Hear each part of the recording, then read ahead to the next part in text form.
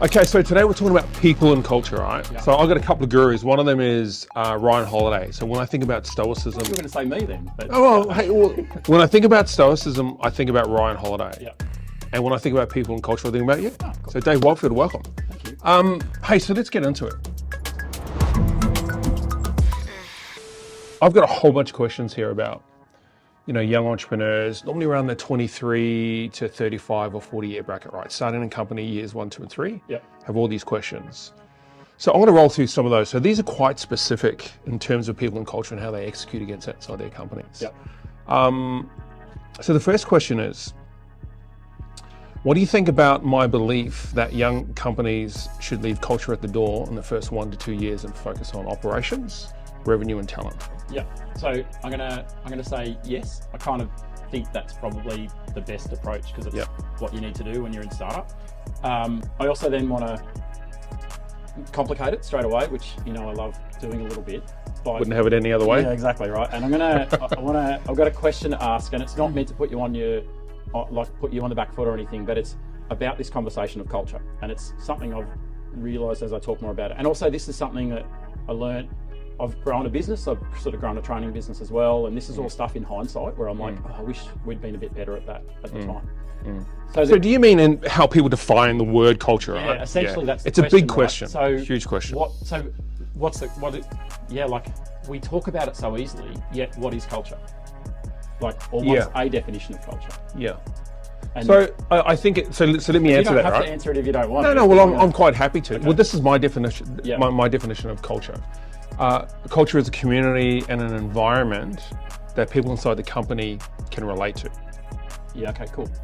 Plus, what it is, it creates a couple of vehicles. The first vehicle is attraction. Yeah. And the second vehicle is retention. Cool. Because I know, human beings who grew up in tribes, people like to say, hey, this company's got a great culture. I'm really attracted to it. Yep. And then they start to think long term. So I think there's commercial value to that. And I think there's personal and emotional value to that. What do you think about that? Cool. And I think, because there's some interesting debate going on. My kind of core area traditionally has been in safety, and I'm doing more risk now. But it's interesting in that space. There's people debating whether culture's a real thing or not. Now, I think what they're debating is whether they think they can work on it.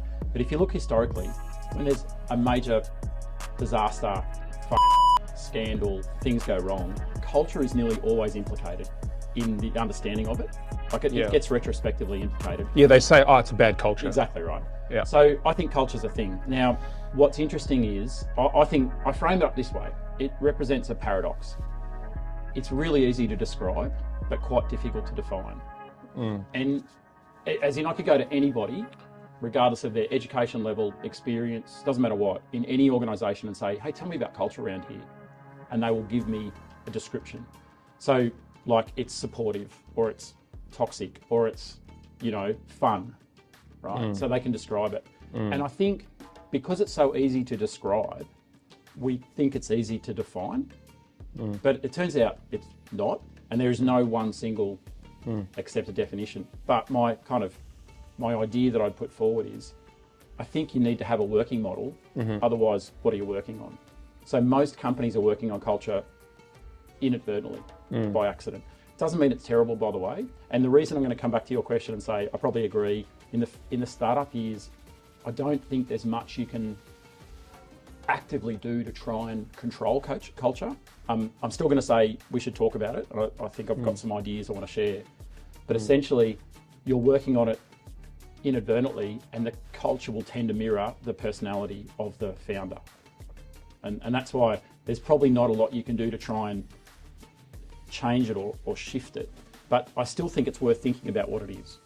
And I know that might sound contradictory, but I guess I want to talk about. Yeah, it's interesting, right? When you say the culture is normally shaped around the founder, that's very vertical for me. It's like, well, what if the founder's not great? Well, that's so if you look at, for example, sorry, Travis, I love you, buddy, but say Travis Kalanick at Uber, right? They had really some major problems in that first 6 years, 7 years of such an amazing company, and they had to remove him. The board had to remove him. So how do you? So for young entrepreneurs watching, they're starting a company, they're starting to get 3 or 4 or 5, maybe 10 staff in their company, right? Maybe they need to remove themselves from that, and someone else needs to do it. Who would that be, though? So I think, hang on, I just want to make sure we're constructing this right. Let's go back and talk about culture, and then I'll Yep. Because essentially what happens is, in the early days of a business, you can get people who join who are more anchored to the energy or the idea of the business. We're changing the world. Yep. We're rocking. We're disrupting. Yep. And that attachment for people will offset potentially negative experiences. They'll be like, yeah, the boss is an arsehole sometimes, but I love what we're doing. Yep. And those things will offset, and so people will come with you on the journey, but eventually it'll wear off.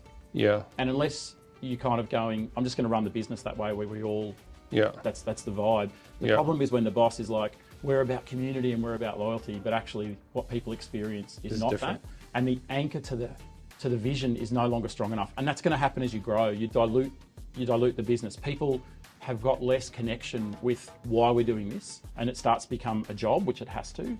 And then it's harder to kind of go, I'm sick of being yelled at on a Friday afternoon, that sort of stuff. And that's why sometimes you have to go, I need to put a translator in place. I need to put somebody who buffers, because especially if the founder, if their power is ideas, energy, connection to the market, if that's their superpower, then put a buffer in place. Put somebody who's better at dealing with the people bit. And then, and that's what, like there's some big companies that did that, right? Where we think of the traditional founder as being more externally focused, and then they've got somebody in place to manage the people side of it. And I think that's one of the strategies. Yeah, I agree. And I think there's more positive collateral that comes out of that is that like the founder at some stage has to focus on vision, right? Yeah. They have to start looking at the next 5-10 years. Yeah. And culture should be applied to someone who's experienced in that space. Look, founders are not experienced with it. Yeah. We are not good at it. Well, okay, now there's a couple of things though, but we're doing it right. Like everybody's doing culture. So let's step back and go, what do we mean by culture? Yeah. Okay. So there isn't an accepted definition. I want to talk about one of the ones that's thrown around that I don't think you should use first. Start with a negative, then a positive. One of the easiest ones that's thrown around is culture's the way we do things around here. Like it's a really easy statement. It's come out of some leadership stuff I've seen. It's made its way into safety, and it's a convenient way of describing it. However, what it does is it links culture is the same as behaviour. So culture is the way we do things around here. It's saying they're the same thing. And I think that's a limited idea of looking at it, because essentially it makes you focus just on behaviour. But also, I think the behaviour is influenced by culture, not the same as it. And I think the behaviour influences culture. So you need a working model that separates the two. Otherwise, you just get the shits with people's behaviour, and you just keep trying to change people's behaviour versus going, wait a minute, what's driving that behaviour? So let me interject on that. So if I was to put a recipe book together for what culture looks like, right? I think there's many things that can be attributed to that recipe book, right? Yes. So what are the sort of 3 or 4 things you think count the most, that are weighted the most, right? Because inside that, there's so much inside that, right? It's crazy. So I think the easiest for me, the most sort of compact working model I use is its shared beliefs. So everyone's got individual beliefs, values that tell them what's the right thing to do. What do I believe is right? What's interesting, and you touched on it earlier with people being tribal, is people also develop shared beliefs, as in what's right in this context. Yep. So people change not who they are, but they change how they're being, depending on who they're with and where they are. Do you want me to say that again? Sometimes it's so people don't change who they are. I understand that. My first thought that I went to is that, say as a founder, if I just use that position as an example, is that everyone wants to please the founder. Yes, correct. So the level of transparency and honesty and candor inside that circle is eliminated, because, so I have 5 companies. Yeah. Would anyone come up to me and tell me that I'm doing something wrong? It's very difficult for that to... Okay. So what are the shared beliefs that have been created? Yeah. So do people collectively think that that's what you want? So this idea of they want to make you happy is partially it. What I think is they want to make the right decision. What's the right thing to do here? So they're interpreting what they think you want, and that creates a set of shared beliefs. Can I say something on that? Do you think that's selfish? I think it's automatic. Yeah. Like as in humans, one of the other arguments with this is we're just trying to work out what's the right thing to do, trying to solve problems and get through life. So the full definition, by the way, of culture is it's shared beliefs that are learnt by groups as they solve problems and then taught to others about how to do things. So let's talk about this thing, will people tell you if you're wrong? So in the early days, groups of people are like, man, I just got to get through my day, right? And the leader says, hey, I've got an open door policy. You can come and tell me anything. And then people say things and they get in trouble, or they get the perception. So it's not what you do, it's their experience of it. It's their experience of it, right? So they get yelled at for fucking up on a Friday afternoon, or they present an idea and because your brain's often, you're already 10 years ahead, you're like, that's stupid, we've already done that. So their experience is not, you've got an open door policy. Their experience is that unless it's the right thing, they'll get shot down. And then if enough people, now that's an individual belief, but if enough people experience it, or the stories get around and enough people believe it, it becomes a shared belief. And what happens then is it turns into behaviour. Now the behaviour is people stop bringing their ideas, or they hide mistakes. If it's things like, hey, we're all fallible, we all make mistakes, but then people perceive they get in trouble for that. Then the solution, the belief is, although they might, because I can have somebody, you go, is it important to own up to your mistakes? And somebody goes, yeah, 100%. And then you go, but at work, nobody does it. So you're saying create an environment with frequency, right? I think it has to be done over and over and over again. Well, it's happening, or my argument is it's already happening with frequency. No matter what. But I mean, in a negative context, to put it into a positive context. Either way, yeah. You're influencing culture. It's like being a parent. It's like being a coach. You're always influencing culture. That's the hard part, which is why I would still say you probably can't focus on this too much in the early days. You've just got to run the business. Now, in saying that, I think where there's value of thinking about it this way, separating behavior and culture, is it gives you some tools as an entrepreneur, as a founder. If you've got behavior that you're like, what the fuck? Like, you've got behavior that you don't like. The immediate reaction is like, well, that's wrong. We focus on the behavior. I think as a toolkit, one of the ideas you can do is go, wait a minute, is this one-off? Is this what this person's doing? Or is this possibly cultural? Because it's still the thing, the person could be, their beliefs don't match what you want them to do. You want them to be able to, from a customer service point of view, you're saying we want the customer to be at the core of what we do. And this person's like, customers are idiots. That's a core belief that they have. Customers are stupid and they have no idea what they want. Now, if that's an individual belief, that person may not be suitable for a business that puts the customer at the core. Now, what's also could happen though is, it could be where you say customers are at the core of what we do, and then you've got this behaviour going on, but it's like, why are our staff treating customers like they're idiots? And it's like, could I have accidentally created this belief? And that's the opportunity, I think, is to sit back and reflect. And it's hard. So the strategy is kind of like you go into a curious mindset. It's really tricky because same as family, you're like, that's wrong. You hear somebody talk to a customer, or you hear somebody go, I cut them off, whatever it is. The tricky part is sitting with the that's wrong and then being like, wait a minute, stepping back. So a strategy I've practiced is I've been like, okay, I don't know why they did it, but it must have made sense to them at the time. Now, all that is a diffuser. It's like counting to 10, right? And then it's going, could this be collective? I say the customer's at the center of it, but that doesn't seem to be the way they're behaving.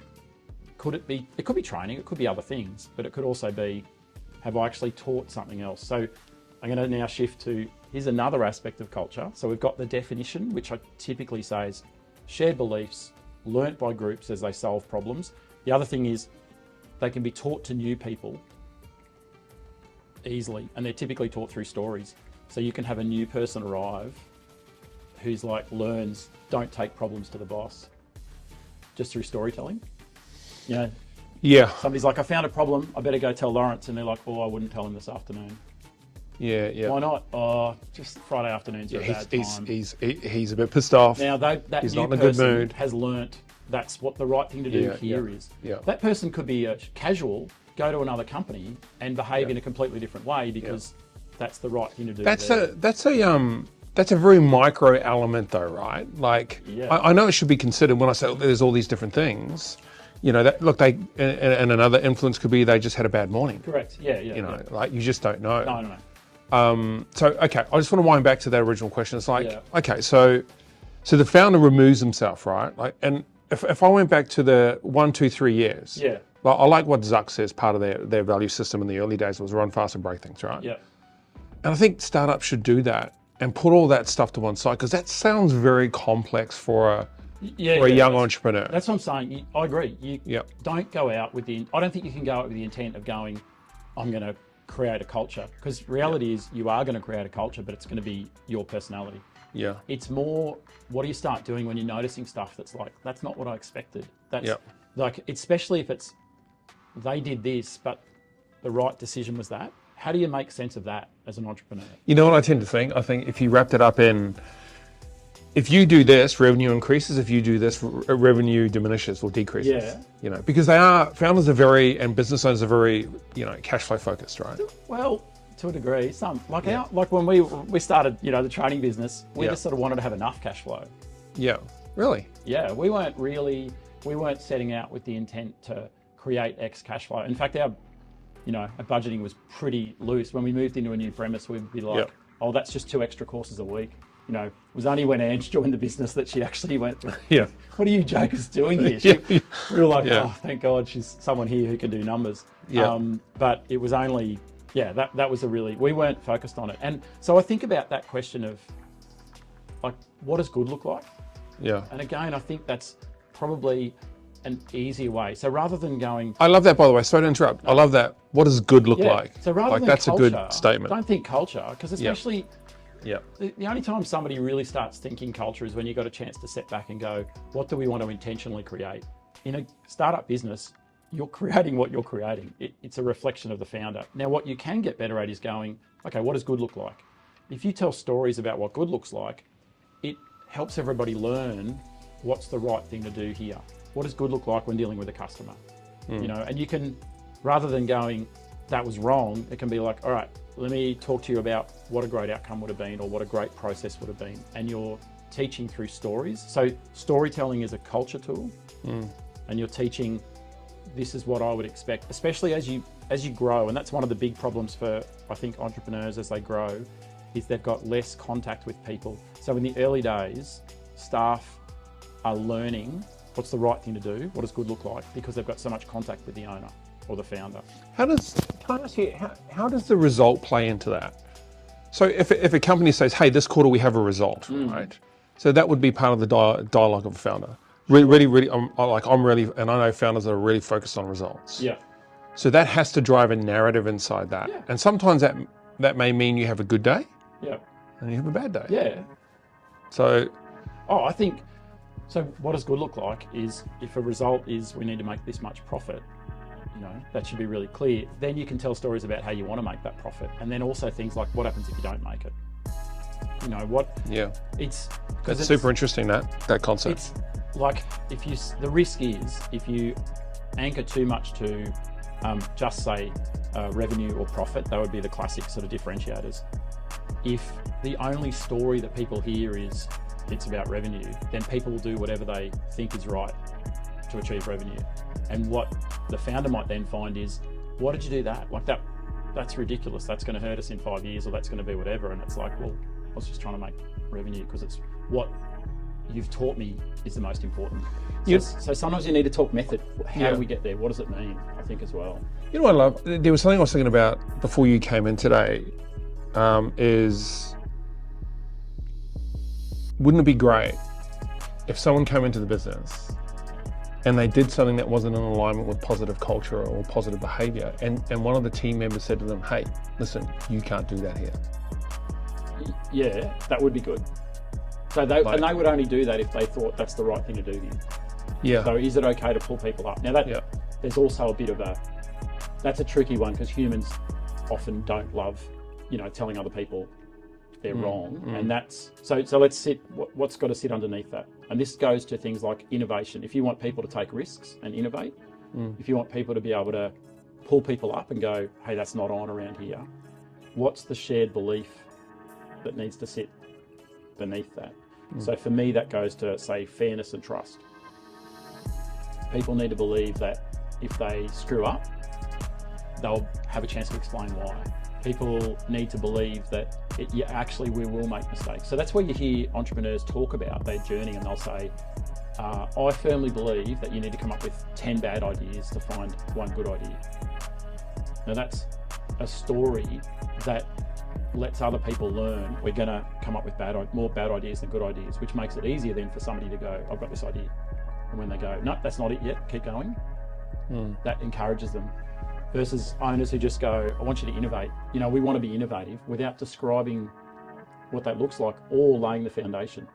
Innovation means mistakes, which means people need to be treated fairly. Well, for me, the commercial element, or cultural and commercial / commercial element, is how do you navigate that quickly, right? Like, for me, any founder who's focused too much on culture will go broke in that first phase. They'll just be out. I'm on board. You know, like I think founders should think about it. Yes. They should have dialogue around it, and they should start to write it and commit it to paper and build it. Because as soon as we get to... You're talking about describing what you want it to look like. Yeah. Like, what are you putting to paper? Yep.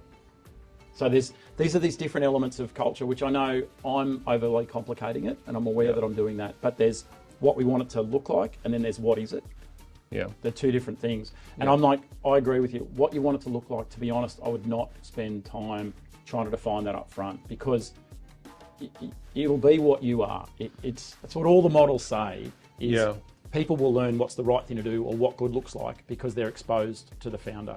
And that the founder can say, we think that loyalty is a core thing of what we are around here. But if in practice you fail and fail fast, and a consequence of that is people leave the business because they can't keep up, you probably shouldn't say loyalty is one of your things. You should probably say, we treat people fairly, but also, we're about results. And I think with that, so let's just be honest and transparent, right? This is who we are. Right. So now I want to there's one other aspect I want to talk about here, which is sort of this idea of maybe maturity, is like whether a culture is aligned. And I think actually that's probably the most critical bit for entrepreneurs. So by alignment, this is about saying there's core beliefs, there's these underlying beliefs that people have, and then there'll be what, in this case, the founder. In a big business, it's what the organisation has in their values statement. But in a small business, it'll be what does the founder say is important, and then it'll be what do people experience. So it's this idea of saying underlying assumptions, what they call espoused beliefs, what the owner says, and then the artifacts, which is what do people experience. When that's out of alignment, that creates more issues. So if you get a speeding fine, right, people are like, okay, fair enough, I've been done for speeding. It is what it is. And then on the speeding fine, it says, that the fine you're paying is about road safety. Now, well, that's right. Okay, that's double speak. Yep. That's the artifact. The language is you're contributing to road safety. The experience is I'm contributing to general revenue. That double speak, that split shits people, and that cracks culture and erodes culture. That's the stuff I think, as you're an entrepreneur, is much more worthy of thinking about. Is, am I being consistent? Where are we going? And that's something where you can have conversations with people, and when you get behaviour that is like, what the f***, that's an opportunity to reflect and go, hang on, am I doing this? Is this something where why did they make that decision when clearly the right decision should have been that? It doesn't mean it is culture, but it's an opportunity. And that's much more, I think, it's much more of an opportunity for a founder than trying to build a culture program at the beginning. Like, I agree, don't start with culture in mind. But then it's like when things start to go wrong, could this be, I'm misleading people, I'm creating weird shared beliefs. There is that belief that, I hear this all the time. I just interviewed this woman from Deloitte. She'd been with Deloitte and Palladium, Hong Kong and the US and all this, and now she's in Australia. Yeah. And she spoke about startup and how exciting startup is, and she's really attracted to it. Yeah. Now, is that the reason why? Because it is the run fast and break things and innovation and learn and develop. Well, but it doesn't attract everybody. No. So I think there's a personality element of it, in that it will attract people who like new and dynamic things. And as I said before, then the offset. Well, that's is, cultural attraction in itself, isn't it? correct. Sort of it is. So in an organic way. People are like on board. Well, it's probably a personal thing initially. It's I love the idea of this. I'm anchored to we're saving the world. We're teaching people a better way to be. You know, it'll be the vision. Ironically, is what they're anchored to. It could also be. Careful how I say it, but essentially the sort of cult of personality. So it can be the founder themselves will attract people. And you have this halo effect where people are like, I don't care what it is, I just want to work with you, Lawrence. Like you'll get that as well, right? And that is a powerful motivator. Can I just double click on that for a second? So would they do that because they feel that they can learn and develop and grow? Or it's exciting, or it's exciting. an opportunity, or they want to touch a bit of what it is. Yep. You know, it doesn't, like there's a variety of, I think it's a human thing to do though. Like that's a bias called the halo effect, essentially, where you attribute kind of some really positive things to people and then it, you know, psychologically it's like, wow, I want to be around them. And then typically what happens is you learn that the person's not all of that and they're fallible and they've got faults. And that's probably the risk with the founder, going back to that other conversation of the connection to the vision of the business, or the connection to the kind of energy of the founder will eventually wear off. And then potential negative and then cynicism kicks in. Yeah, well then they're like, oh man, you know, like I'm very experienced with that. And this is where you talk about discretionary effort. So that's probably where you'd start noticing it. Discretionary effort. Will you stay that extra hour? Will you answer the phone call on the weekend? That's starting to drop off. So that leads me to my next question. What are the early signs that suggest a company is starting to deteriorate in terms of culture? Like 2 or 3 key things that founders can keep an eye for. Yeah, I think you're right. Yeah, that probably because I see that as being probably one of the most obvious, right? Yeah, that discretionary effort thing of. Hey, why is Tom not working late anymore? He goes home on time every day now. Yeah, on time is an interesting. Yeah. Well, let's not go there. But by the way, it's underneath that is how there's language and then there's meaning. So that's the challenge with culture, right? And so we might say, on time, but on time doesn't mean finish time. On time is just a word we use to sort of say that's when we pretend we finish, and then the expectation is we work this long. Now that's a shared belief. Yeah. That's not a real thing. It's a collective belief. Now the founder might have created that. Yeah. And everyone's on board with it. Mm-hmm. Yep, that's what we do around here. The right thing to do is stay an extra hour. Yep. The problem is over time, if they're like, oh man, I'm tired and I feel like I'm not valued, these are all symptoms that I think you're right, that discretionary effort. I think the other thing is changes in where you're noticing, like, why do they make that decision? And it's not like a one-off, it's like maybe patterns of like, we would have done it that way once, why is everybody doing that way now? And if it's patterns of change, that is potentially an indication that the kind of underlying shared beliefs of what's the right thing to do could be shifting. And it could be, have I changed it? Has somebody new come in? It's one of the risks of bringing in new managers is they'll shift what the right thing to do is. Somebody comes in and goes, hey, I think it's important you get some work-life balance. Maybe go home early one day. And you see them leaving and you're like, what the Yeah. And these are the challenges. So again, I tend to stay away from it's a sign that culture is getting negative or being eroded, but it's a sign that things could be shifting. Well, it's also a sign of growth, right? Because you can't be that startup company forever. You have to emerge outside. There is a model that predicts that basically startups revolve around the founder and the shared beliefs, the culture revolves around the personality of the founder. And as they grow and people get less connected, they start being able to make more decisions on their own and they develop their own sense of this is what's right and they work out their own problems. Then it starts shifting, and then as you bring more people in, it starts diluting. The classic symptom is when people who have been there for a while start saying, it's not like it used to be around here. Yeah, and that's interesting. The model basically says, if you want to grow, it has to change. It has to change. Now, again, I think there's a point where you can start going, okay, well, as we start growing, do I want to start taking some intentional control of this? For example, get somebody in to do the people stuff. Now, I think back to our business. This is where we also started being able to be more intentional on what are we trying to create, what sort of environment do we want, and also things like what people do we want. So the early days, you're attracting people with energy. But I remember when we got an accounts person. So there was an accounts person we already worked with, and she came on board, which was great. She was we love her, and she was a stereotypical accounts person. She loved to be able to sit in the office with the door closed and block out all of our energy. Like, because we're just every day, we're like, hey, we've got this new idea. Yeah, but maybe did she want to be focused? She wanted to... No, she's introverted, and she wants process and predictability and certainty. She wanted to just get through it. Now, when we were hiring another accounts person, the temptation was for us to go write the ad and attract people and go, hey, fun, dynamic, exciting environment. Yeah. But instead we were like, hang on a minute. Like, so we went to Colleen and we were like, how would you write an ad for you? Yeah. That's good. And so again, as you're growing, there's a maturity within the founder to go, I got to stop attracting people I like. Hang on, can I interrupt? Yeah. My caveat would be as long as they're a good employee. What is it? Tell me more about that.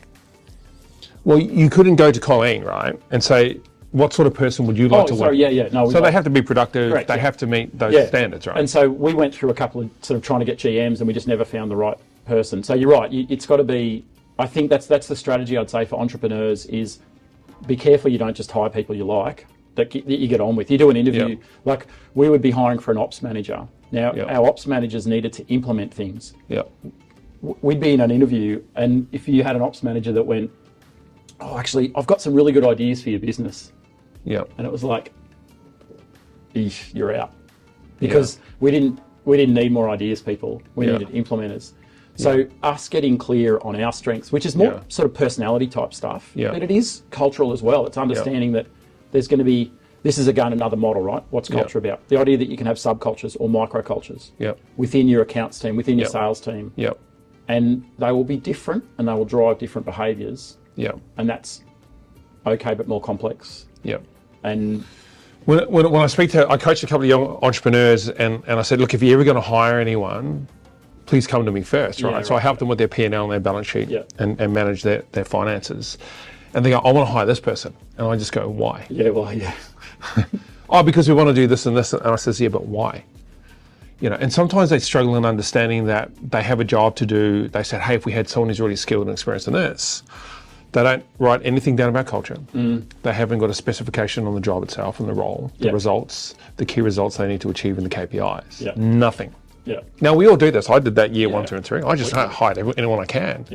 You know, you'd meet someone at a bar. Hey, you do that? Great. Do you want a job? And they start on Monday, right? We hire on sort of perceived ability. I think again, I'll go back. Writing down your values or your vision is great for you. I don't know whether you do it culturally for the business in the early days. It's not customers number one, but it's like customers are at the core of what we do, right? So you might sort of think about that, and then when you're interviewing somebody, I'd be like, hey, so talk me through how you see customers. Like, tell me more about kind of how do you view customers in a business like this? And if you prompt people into a storytelling response, you'll learn more than just, are customers important? Yeah, sure. But it's like, hey, talk me through that. Talk me through, you know, what customers mean to a business. And you might learn then that somebody's like, well, customers are important because basically the more we have, the more revenue we've got. And it's like, well, that's a commodity. Can I ask you something? Yeah. I want to double click on that as well. Do they really even care about the customer? Who? Employees.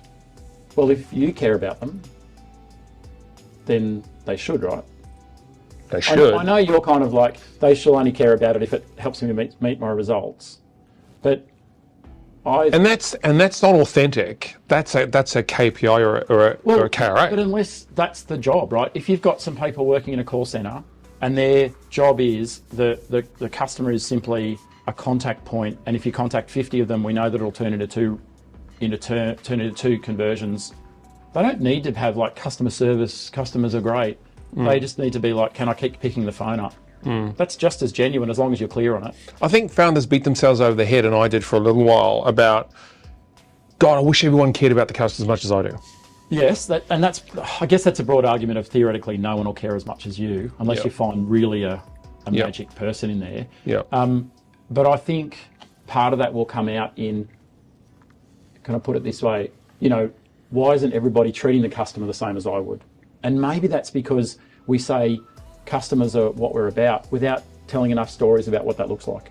That's again, I think the opportunity for the entrepreneur is share stories that let people experience, because humans are experiential learners. But, and the step before experiencing it directly is through stories. People it's an experiential process.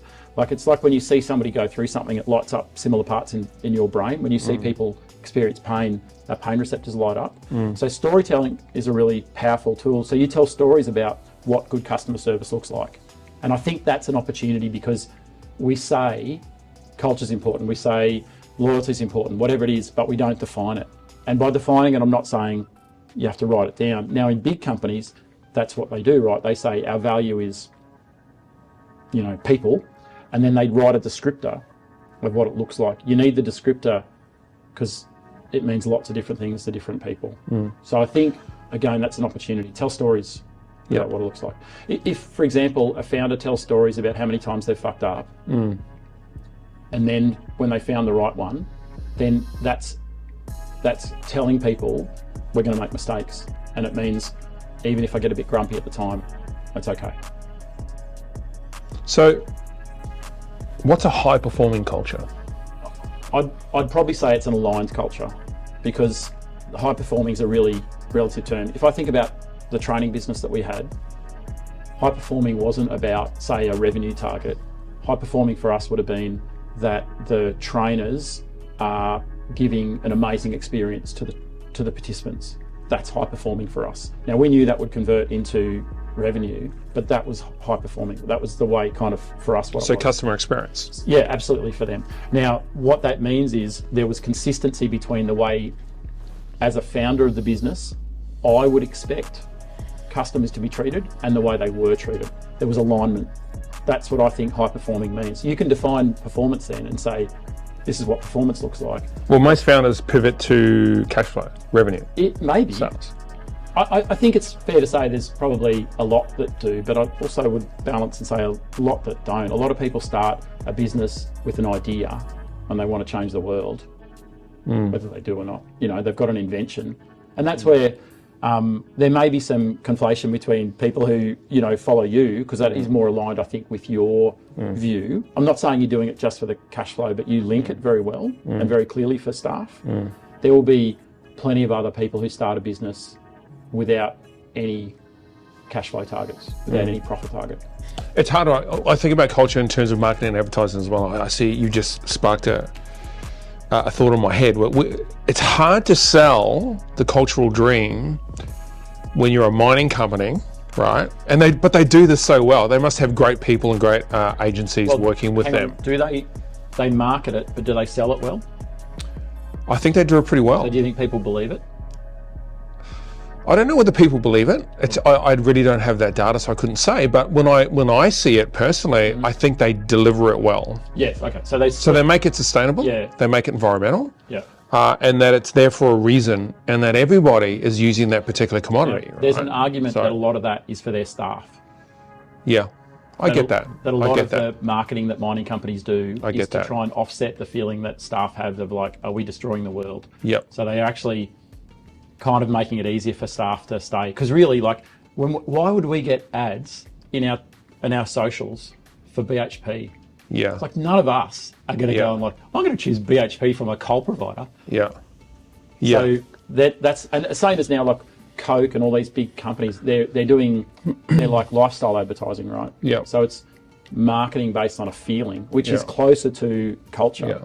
Yeah. Yeah. Now again, it's that difference of we can describe what we want it to feel like. So we want to feel team, or we want to feel energized. Yeah. What's the beliefs that you need to create underneath it? I can see all these executives in the BHP boardroom going, okay, guys, how do we attract people, retain them, and make our staff feel okay? Yeah, and what do we do about the fact that... It's messaging, right? And this is the doublespeak, right? So they say we're about sustainability, and they're clearly not. Like, they're just not. Doublespeak. You can't, So partly that's what propaganda and spin is about, is managing that. It's like the woke conversation. I know that was there as a question. Yeah, that is. Well, let's dive into that. Okay. I want to hover on that for a little bit because I find it fascinating, and I have a take on it, and everyone has a take on it. And I get I'm going to give you some strong opinions. Right? Yeah, I'm sure you are. I'm sure you are. Dave's going to punch me in the face about. No, I'm not. I'm going to talk about language. Okay, well, let's talk about. Okay, I know what you're going to say. The word, right? The word woke. So one of the questions we got was, let me frame that out. Yeah. if a company's culture becomes too woke, Yeah. how can leadership shift it back to align back to the company's values and performance? Yeah. So there's probably one of the questions there is woke the issue, or is it shifting from what they want? So the use of woke is a really interesting.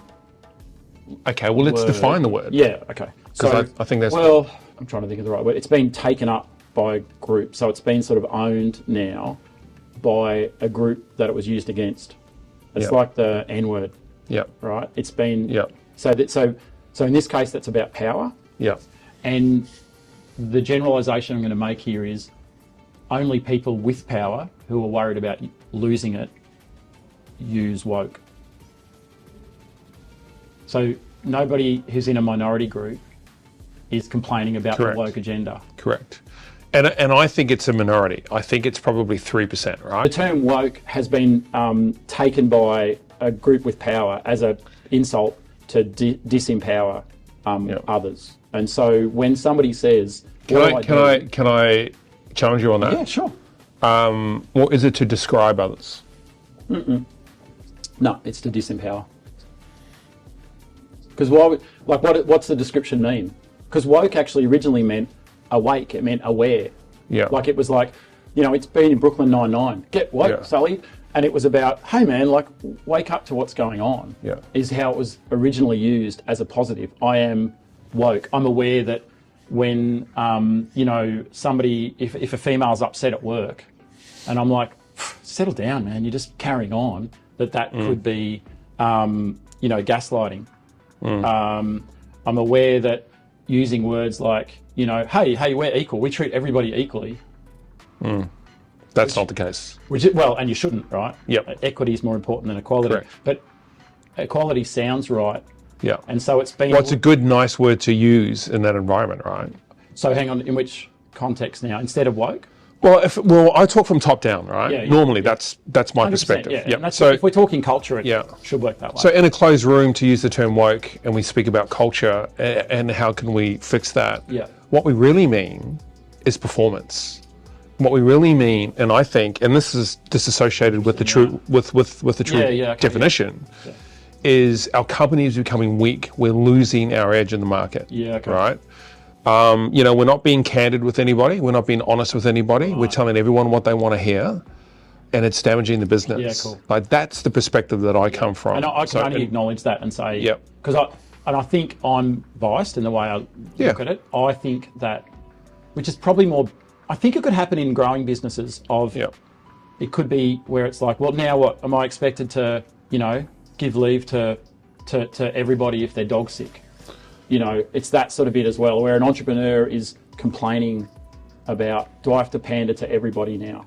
Like everybody's woke. Well, there is a. That's another way I think of it coming out in a business, where an entrepreneur is challenged with, how far am I meant to go? And this is happening with psychological safety, psychosocial risks. It's happening in all this area where you've got big companies setting policies of like. So I think yesterday my wife got a message saying that the Queensland government has now got reproductive leave as a category of leave that doesn't go against sick leave. Right? So if you're dealing with reproductive issues, you can take leave for that. And I think that could challenge entrepreneurs, because then they're like, well, I can't afford. What am I meant to do? How far am I meant to go? It's funny, isn't it? When you say the term, I can't, the founder goes, well, I can't afford that. Yeah. So that has a commercial impact on the 100%. business, especially when you only have 5 or 10 staff. And all I'm saying is, I think woke gets used as a way of going, how far do I go? I can't deal with everything. I mean, in that way, that's a more neutral use of the term. When we see it politically at the moment, that's the, my brain, because I'm so I understand. Political speak at the moment is, it gets used as a genuine disempowering tool. That's an extreme end of it. Well, look, sometimes I'm really interested in your take on it, where it's you're describing, have we gone soft? Have we lost our edge? Are we no longer calling things for what they are? Because it's an interesting idea of, if you're a service provider, are you willing to tell your customers that they're wrong? And that could be an interesting take on it. Well, I think absolutely we should do that. So if I think of the word... I just wouldn't, in my brain, it's funny, I wouldn't put it in woke, but I acknowledge that an entrepreneur I think it's easy to classify it under that term, right? where I think we should do that. So when I think about candor inside a company, right, I think candor is extended to your customer and to staff internally. Yeah. And I think if you can do that, I think that's great. To me, that's a pretty beautiful place to be because it's completely transparent, right? As long as the intent is in the right place. Yeah, so I think underneath that, the closest you can get is the idea of fairness and trust. And fairness is a big one. Yeah, of like, fairness is a big one. And this is a shared belief, right? Do people believe they will be treated fairly or are treated fairly? Because when you look at a lot of big companies, one of the complaints that comes up in culture reviews, and this has happened in big companies that's just come out of, what was the big review that was released this week? Defence was last week. There was another big one this week. I can't remember what it was. But it's all like people not treated fairly. There's favouritism, there's nepotism, and all that behaviour teaches people that you won't be treated fairly. So the shared belief they have is, I might speak up, I might tell the truth, but I'm not confident that I'll get treated fairly. I might get. Well, it really comes back to, well, how's that been analysed and determined and defined, right? And by who? Because there are impartial parties in an environment like that. So in a small business, that's only done by the owner. Yeah. And that's the risk. Correct. Is the owner being genuinely consistent? Are they? Because if you've got favourites, if you've got, and when I say favourites, an owner might be like, I don't have favourites, but if you ask staff and go, are there protected people? Does Lawrence have favourites around here? Which is connected to output, right? No. And production. No. Right. Well, it is for me. That's what you want it to be. Yeah. But for the staff, it's connected to their experience of it. Yeah. So I understand. You might hold one group. They might perceive that you're holding one group more accountable than another, or that you're allowing one person to work at a lower standard. Why isn't that person getting in trouble? Now, there might be a whole bunch of reasons, and sometimes you can't talk about them all. And I'm saying this is the shit that's happening. Like, it's tough. It's happening all the time. It is, and it's becoming a bit of a thing, right? I see people talking about culture a lot in some of the events I attend and the conversations I have during the week. And they go to me like these are CEOs, right? And some of these are big companies. Yeah. These are $500 million companies. And it says, Lawrence, we're really struggling with tackling culture in our company at the moment. And I'm like, well, what does that even mean? Yeah, well, not even... Because I don't get it. It's like, that's probably not the right statement to say, I think. For them? Yeah, So I'm not too sure. Culture gets implicated because they're like, I can't put my hand on anything else. It's the vibe, right? It's the... What he wanted to say is that, look, for the last 3 quarters, we've been down 3% on average. That is probably the right statement. I think that what they're saying is there's behaviours that we don't like or can't understand, and we don't know why. Yeah. That's what I like. And the classic line is when shit goes wrong, and then they blame culture for it. Well, what the funny line is when they go, "That's not who we are." Yeah. And I'm like, it's exactly who you are, because that's why they did it. Especially if it's a group of people acting unethically. Yeah. And we saw this in banks, right? One of the big banks. A group of people acting unethically, according to the bank's ethics rules. Yeah. And then the bank says, well, that's not who we are. It's like the harsh reality is that's exactly who you are, and you taught them. Yeah, banks are great for it, right? Yeah. Well, I would argue everybody's great for it in their own way. Yeah. It's one of the risks of focusing on, say, results without telling stories about how to get there. And again, I'm not saying to write it down, but in the early days, I think that's what founders can do, is when they say, this is what we want to do, but they tell stories about what getting there looks like. And those stories help people interpret how. Because if you don't tell them how, then they will sometimes do some unusual stuff to get there. If you make it all about revenue, then people will cut profit to get revenue. If you make it all about profit, then they might do some things that cut revenue. Like they might drop clients that don't have as high a profit margin in them. And you're like, hey, my revenue's dropping. What are you guys doing? And they're like, well, it's... Yeah. People are just trying to decide what's the right thing to do in this place.